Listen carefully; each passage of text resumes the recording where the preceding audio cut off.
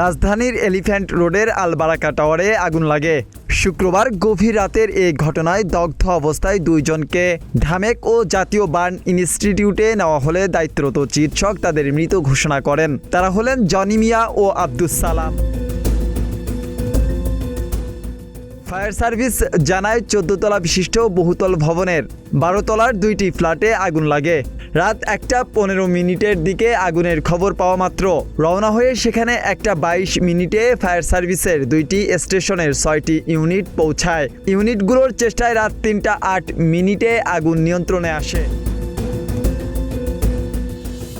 ঘটনাস্থল থেকে দুইজনকে উদ্ধার করে ঢাকা মেডিকেল ও জাতীয় বার্ন ইনস্টিটিউটে নেওয়া হলে চিকিৎসক তাদের মৃত ঘোষণা করেন।